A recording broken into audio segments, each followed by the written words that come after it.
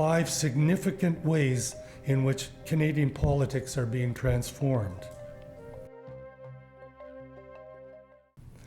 I want to start this discussion with a reminder that many of these changes began long before Stephen Harper came to office. Because he has been so single-minded and devoted to this pursuit, it may seem they are totally his doing. I must also admit that it will be up to future historians to judge how permanent those changes have been. But as we approach the election, today's Canada does indeed seem a very different place than only a few years ago.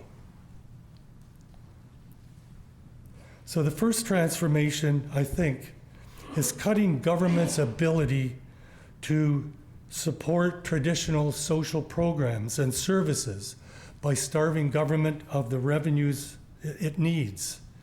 If these programs and services are valuable to people, neoliberals would say they can be provided by the voluntary or for-profit sectors. Harper has cut $45 billion a year from government revenues, and at the same time established the frame that with such a fragile economy, balanced budgets are the only responsible course of action. The New Democrats have fallen in line, and the Liberals say they will stray only marginally from the consensus. No party is prepared to raise taxes by very much. The consequence is that with government revenues at the lowest level they've been since the time that Medicare was introduced in Canada, government will no longer be able to provide many of the services Canadians have received for nearly 5 decades. We can chalk up one big victory to neoliberalism. The second transformation is related to the first, cutting government's ability to collect evidence-based, accurate, and relevant information that government needs to plan for a wide range of services like housing, transportation, environmental protection, and social programs.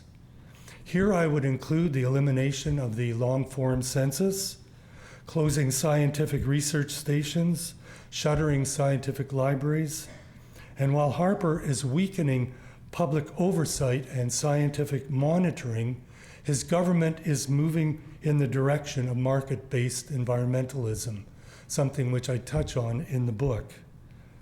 More broadly, Harper is systematically downgrading science, something that actually started under Brian Mulroney, be it environmental science, sociology, or criminology, and replacing them with market signals. After all, as Hayek said, government can never amass and digest the vast amount of information that markets are transmitting every day. Neoliberals fear that scientists will use their knowledge to control government policy, when this should be left to the market. With the consensus on balanced budgets and few tax increases allowed, no party will be able to rebuild Canada's scientific capacity. The market may win by default. Third, removing various impediments and obstacles to a market-driven society. Here we could include deregulation of energy projects, intimidation of environmental NGOs.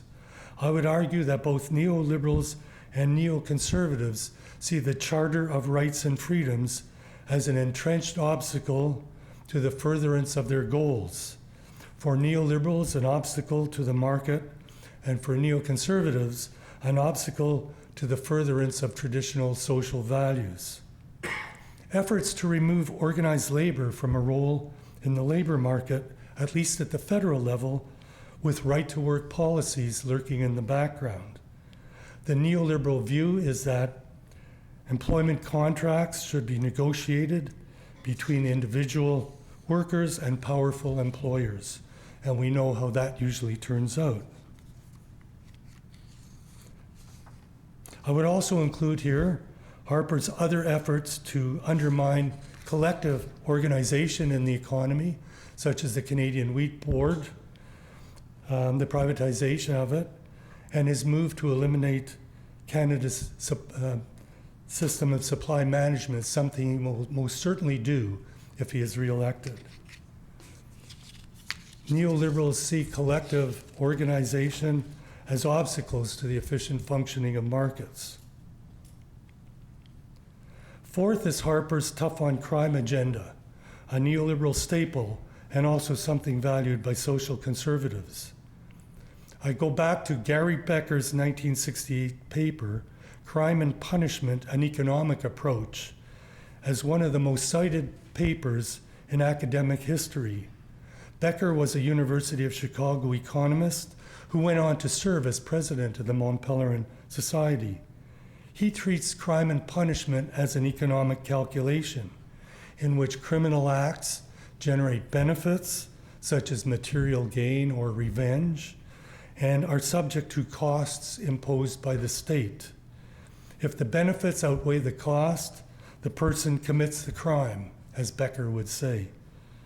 Governments can increase costs by raising the probability of apprehension, such as hiring more police, or increase the severity of punishment.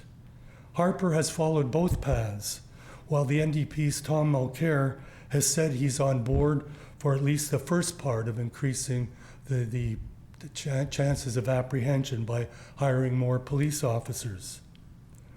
It seems that a harsher and more punitive system is lowering its shroud over Canada.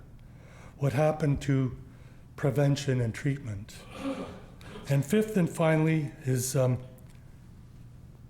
perpetual war, making perpetual war the default position. From the new citizenship guide, I don't know if any of you have studied that, with its 55 mentions of war in the guide that anybody who's becoming a Canadian citizen has to kind of memorize, to Harper's Afghanistan adventure, his Middle East bombing sorties, and his teaming up with Israel. There are many reasons why he teamed up with Israel, but one is with Israel as an ally, there are always going to be dangerous enemies to face down. He brought perpetual war and the threat of Islamic terror into the country itself with Bill C-51, which, even if repealed, has subtly shifted the focus of how we view our country and ourselves. There are many others, but let's leave it with those five.